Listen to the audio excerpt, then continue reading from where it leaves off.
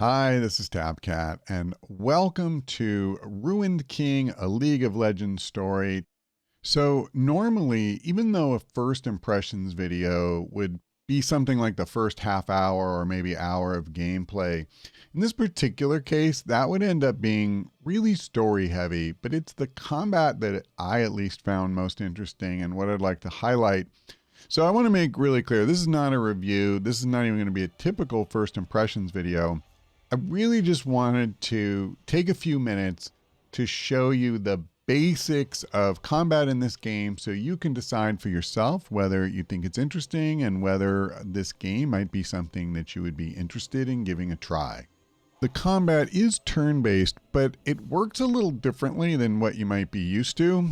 It reminds me just a little bit of a game called Other Side that came out a while ago, but I think it stands on its own. So what we're going to do is go ahead and start running through the video here.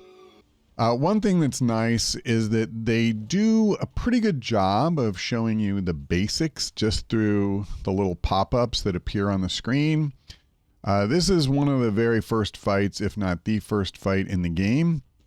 And so they focused on, giving you just the bare basics. But the basic idea is this: you have this timeline down here, and as you take actions, you'll move forward on the timeline and your enemies are moving towards you. And so whoever is, farthest to the left gets to go first. It is entirely possible, and even it frequently happens, that you will get to take two actions in a row before your opponent can do something. It is also possible that they can do two actions in a row before you have a chance, to go again. So at a fundamental level, your abilities are divided between instants and what they call lane abilities. So the instants are instant. There's less flexibility, and they also tend to be weaker abilities. But you also kind of need them because they add mana to your pool, and you need mana to do any of the lane abilities. And all of the lane abilities use mana, but they don't give you mana. So you have to alternate between the two. Also, instant attacks are good. So part of learning the combat in this game is learning to juggle which thing you want to do, right? And at what time, because there are definitely moments where you need one of these lane attacks, and then others, where the instant is something you just absolutely have to do. Another wrinkle with the lane attacks is you see how there's 3 rows down here. So those are the quote, the lanes. And essentially, you can shift your attack. The default is in that middle lane, but you can move it up for a quicker but weaker attack, or you can move it down to the bottom one and have a slower but more powerful attack.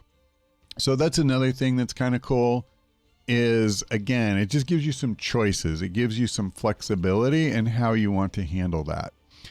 And, in general, I think one of the things that is interesting about this this combat system is that it makes you think. It makes you think about what you want to do and how you want to do it, and it actually gives you, enough options that process, is worth going through. It isn't just, okay, it's this guy's turn, I'll shoot, because shooting is what he does. That kind of thing. Not that can't be fun, but certainly it's not necessarily, a highly tactical and rewarding experience as far as that goes. So at any rate, I think that probably covers just the most basic attack. So what I want to do is shift forward a little bit. Another aspect of combat is that there are effects that can take place, and they're represented on the timeline as a kind of boxed in area. You'll see a rectangle in there.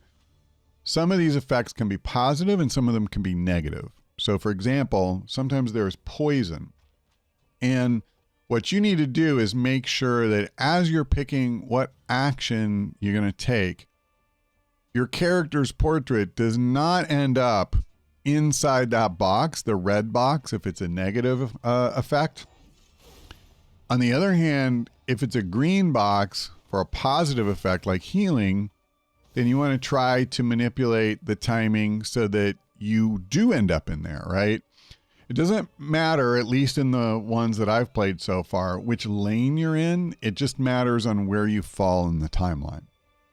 And so already, you're usually trying to juggle a few different priorities as you go through the decision making in combat. And this just gives you another thing to weigh.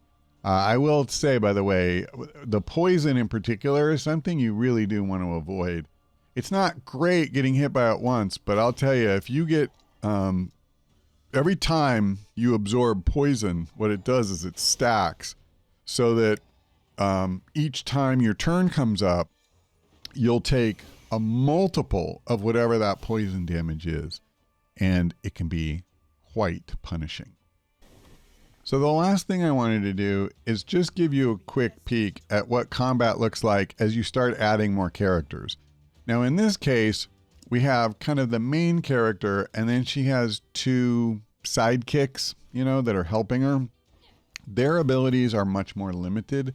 They're not considered to be, a hero like she is, but they still help. They can do some damage. They can cleanse you of negative status effects and things like that. So they're definitely useful. But again, what starts happening is it just adds to your decisions that you're making in combat.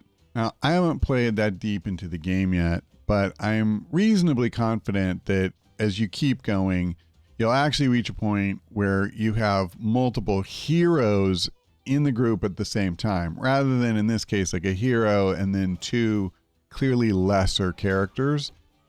I think at that point, you could especially start looking for interesting ways that their abilities could synergize with each other. And hopefully that would unlock, even another layer of interesting decision making. So while I'm not trying to do a review of the game or anything, I will say I think this combat is interesting. It's doing some things that we haven't really seen before, or at least I haven't seen it in this particular form.